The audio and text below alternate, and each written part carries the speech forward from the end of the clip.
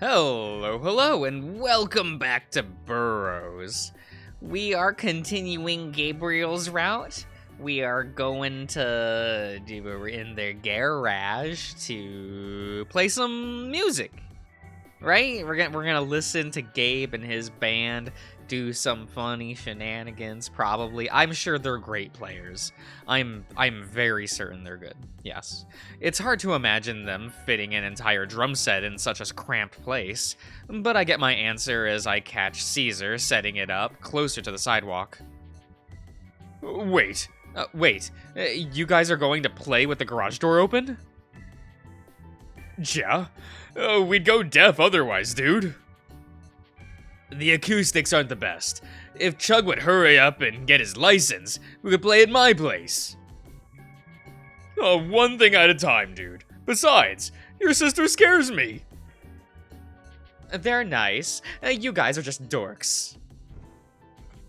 I turn and see Talia setting up some flat-looking pianos with two short rows of keys and wooden grain finishes. What kind of piano is that? It's a Roland piano plus 70. I borrowed it from my church. Well, I'm the only one who really knows how to use it, so basically, it's mine. We just use it for choir practice since they have a legit pipe organ. Ah. The thing under it is an old clavinet? I found at a thrift store. Felix reprogrammed it so I can add some sound banks and stuff. It's basically just an extension of the top keys, so I can get all 8 octaves and a smaller package. Cool, huh? Totally. Her technical speak is flying right over my head. We weren't really allowed to sing or play music at our church. It was more, I vaguely wave my hand around, pretending to deliver an impassioned sermon. It sounds like some deliverance shit. You really did come a long way from home. Dude, it's okay not to know stuff. If you have questions, I can answer them. I'm just worried I'll sound dumb. You guys really know your stuff. Well, yeah, but it took time to practice and get there. Come on, look. She plugs in one of the keyboards and presses a heavy button on the bag. It pops back like a powerful spring and it lights up. Right now, it's just showing the defaults, basically the sounds this comes with right out of the box. She turns on another big box Caesar unloaded from the truck, and a familiar feedback hits my ears. These sound like shit unless you mess with things like the attack, gain, reverb. A synthetic piano is no match for the real thing, no matter how you slice it. But if we switch over to the second sound bank, she hits a button marked 2, and a little red indicator lights up. We have the custom sounds that I created saved, and this is where the magic happens.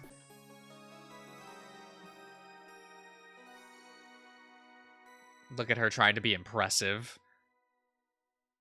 I would do the same. I'm not gonna lie. She hits a few keys, and a sound I can only describe as magical emanates from the speakers. My body shivers at the feeling of experiencing something wholly new. What was that? I mixed the default bell sound with a delayed square wave, set the vibrato right at the end of each note. Cool, alright? I'm gonna sneeze? I'm not gonna sneeze. If we declare we're gonna sneeze, we might not sneeze. It'll get scared and run away, correct? Yes. It's undeniably a great sound, but right now she sounds more like an engineer than a musician. You're incredible. To be able to understand all these terms and still have a heart of an artist. She blinks, perhaps not used to such a frank compliment to being around Caesar. Well, shit. Thanks, dude. I try.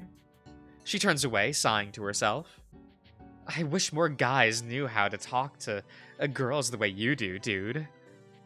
All the ones that do, well, She darts her eyes between me, Chug, and I nod in affirmation. I get it. Sorry if I got your hopes up.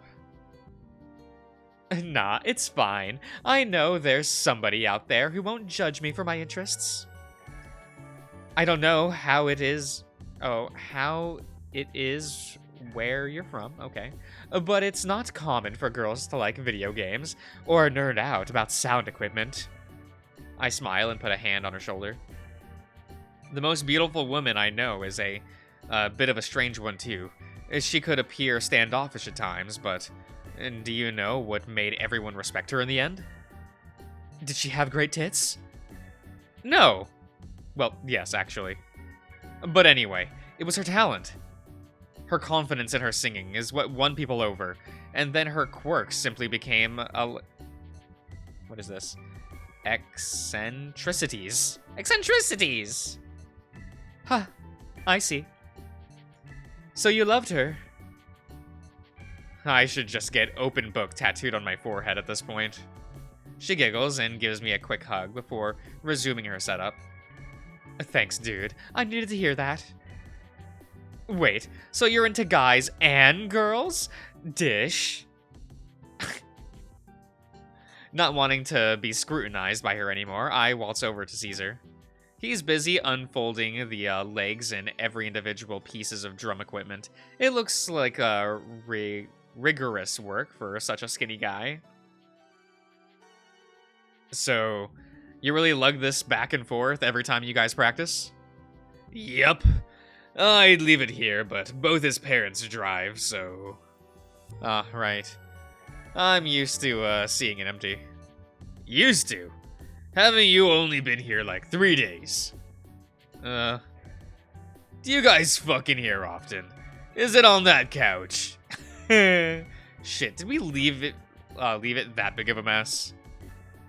What makes you say that? Dude, that's such an obvious fuck couch.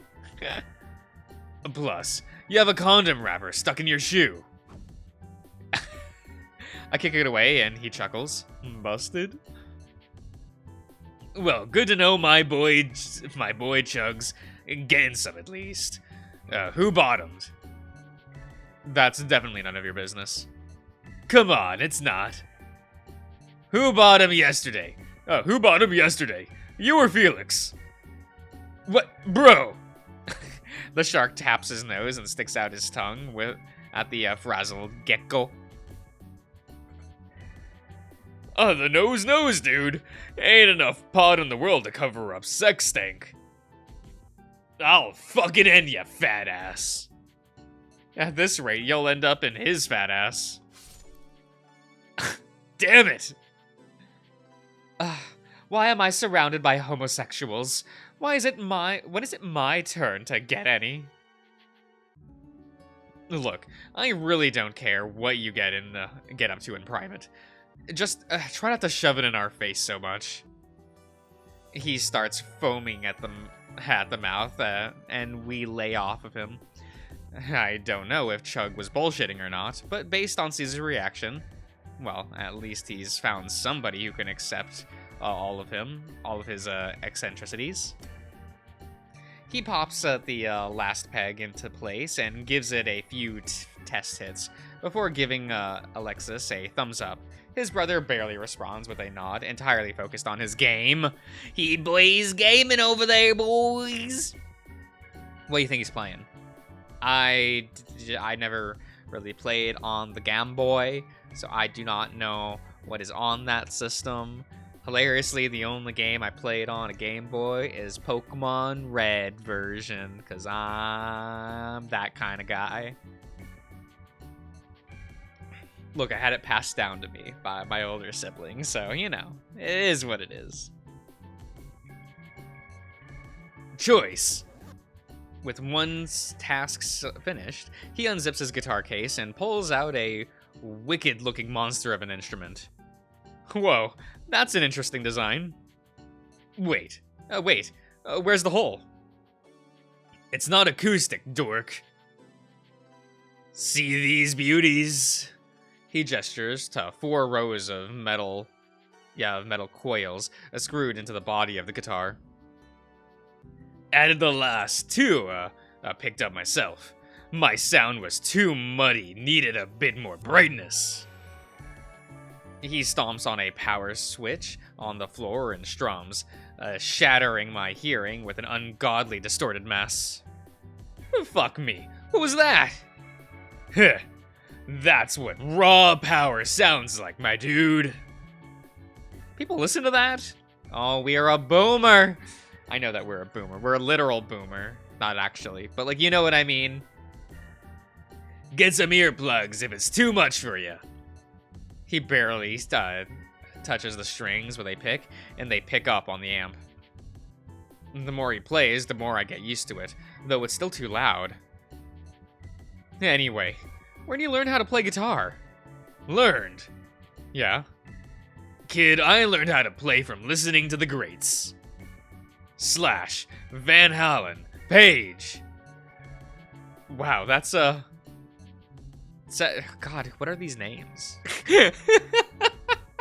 Are these people I should know? Are these references? I never really listened to music like that, so I don't know. I never learned the history of this industry, 'cause I'm lame. So you're, Hendrix, Gilmore, May. Okay, I get it. He smirks, widening his stance and gesturing for me to stand back. Watch this, nerd!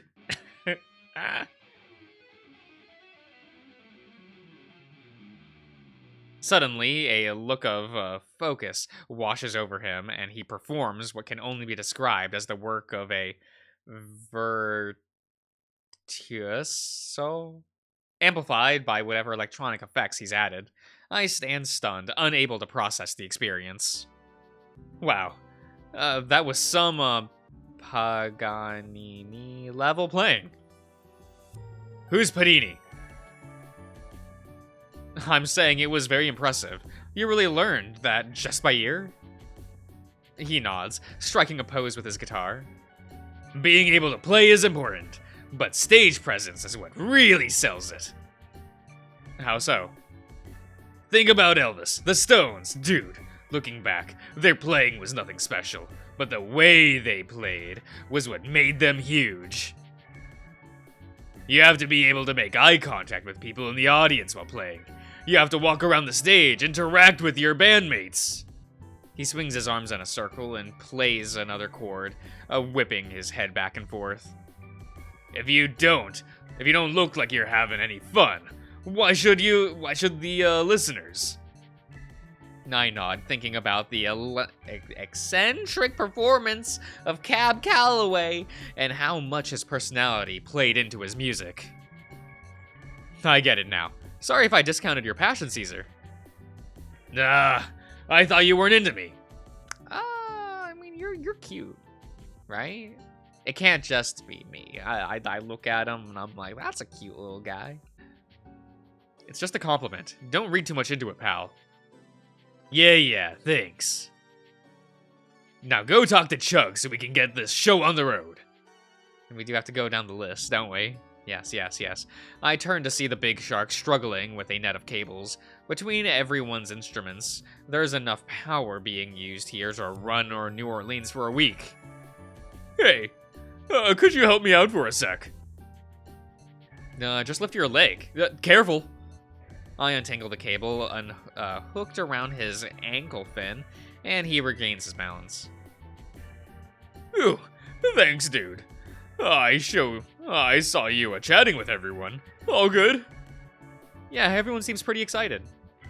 Though, it's getting hard to keep up the act. Are you sure I can't just tell them the truth about me?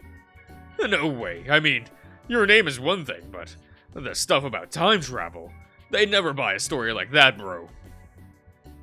So I'm supposed to just lie to them forever? That feels so... It's not like they know my real name. I still need to ask why that is, but now feels like a bad time. I guess.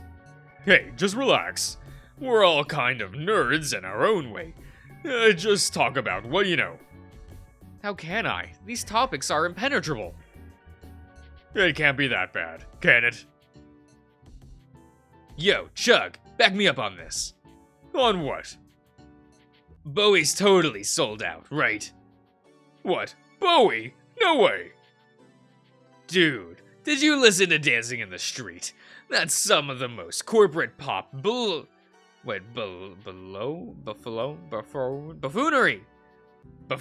I've ever heard come out of rock radio. You mean the one he did with, Mick fucking Jagger?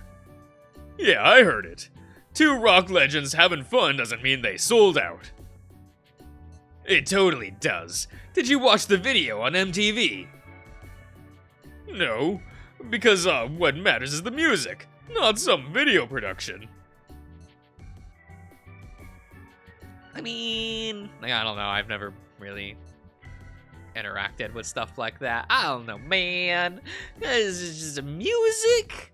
The funny things, I played in concert band and listened to, like, Yuki Hayashi music, you know? Maybe that's some of that Yoko Kanno. You all know the good shit.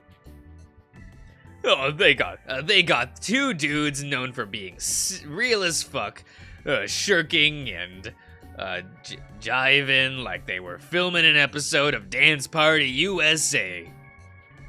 Like Bowie, I could see pulling off the fruity thing, but Jagger, Pop is killing everything, dude.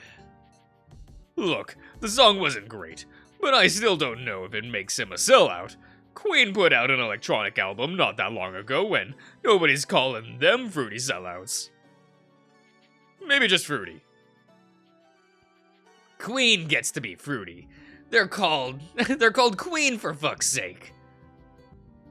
And that album flopped. I liked it. Well, that doesn't mean it doesn't flop. That's not how that works, Chuggu. It can still sell poorly and you like it. What makes Bowie a sellout is that he clearly didn't want to do it. You don't go from Aladdin sane to making fucking dance music. Okay, 1. The music was for charity. 2. Bowie changes his style constantly. Have you never seen the picture of him in drag? No. And charity isn't an excuse either. The issue is the integrity of the artist. Record something good, charity or not. If it sells, even better. So you didn't like Band-Aid either? Dude, Bowie didn't even sing in that. He, literally phones in a spoken word thing at the end. Doesn't count. I'm starting to think you hate charity singles in general. Not true. I bought We Are the World. Didn't Professor McNeely make everyone buy that for an assignment last year? Fine then. What's your definition of sellout? An artist putting out something they don't believe in / agree with, just to make money. So Invisible Touch by Genesis. Yup. Cool. Glad we can at least agree on the one thing. Wait, but you don't think Peter Gabriel's a sellout? Nah, just Phil Collins. Sledgehammer rules. Ugh, somehow I agree. What do you think, dude? Sorry, I just blacked out for the last 5 minutes. What's happening? Remind us. Don't mind us. Just our usual back and forth. Caesar goes back to his corner, and Chug picks up his bass. I'm so sorry. I'm surprised he doesn't play guitar based on what I've heard of his playing, but I'm sure Caesar fought for that spot. So, you like playing bass? At first I, hated it, because you can barely hear it without good headphones. Yeah, I guess it can get overshadowed easily. But then my uncle showed me something that changed my whole perspective on it. He worked at a recording studio at the local TV station, and one day he brought me in and showed me some master tracks. Like the final versions of songs? Yeah. Though these days you can record each instrument separately and arrange them however you want before the final pressing. Makes it a lot easier to experience. But anyway, he played me the same song a few times, but each time he removed an instrument until it was just the vocals, and when he played the version with no bass, Chug shrugs. it didn't have any soul. So it's something you only notice when it isn't there. Pretty much. There are some rare cases where you can get away with skipping it, but the bass is the groove that brings everything together.